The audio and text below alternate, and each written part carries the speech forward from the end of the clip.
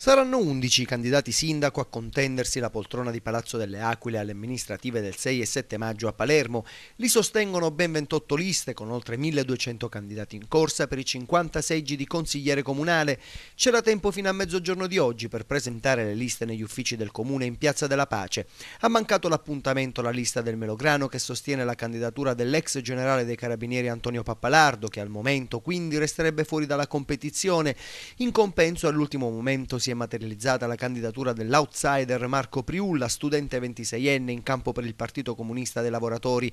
Il totale dei candidati resta quindi di 11: Rossella Accardo, Movimento dei Forconi, Alessandro Ricò, FLI, API, MPA, Palermo Avvenire, Chiama la Città, MPS, Gioacchino Basile, Liberiamo Palermo, Marianna Caronia, Amo Palermo, Cantiere Popolare, Udeur, Noi Sud, Città Nuova, Democrazia Cristiana, Massimo Costa, PDL, UDC Grande Sud, Lista Costa, Tommaso Dragotto, Movimento Impresa Palermo, Fabrizio Ferrandelli, PD, SEL, ora Palermo, Lista Vizzini, Giuseppe Mauro, ADC, Riccardo Nuti, Movimento 5 Stelle, Leo Luca Orlando, IDV e Sinistra, Marco Priulla, Partito Comunista dei Lavoratori.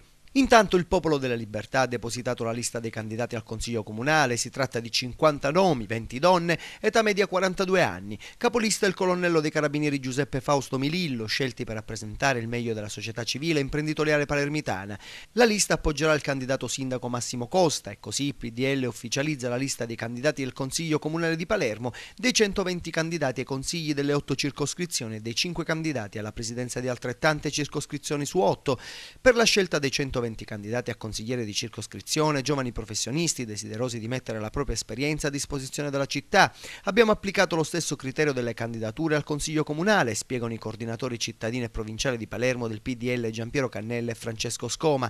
Ci presenteremo apparentati con la lista Costa Sindaco e con quella di Grande Sud. La presentazione ufficiale di tutti i candidati avverrà sabato 14 aprile al Cinema Imperi a Palermo.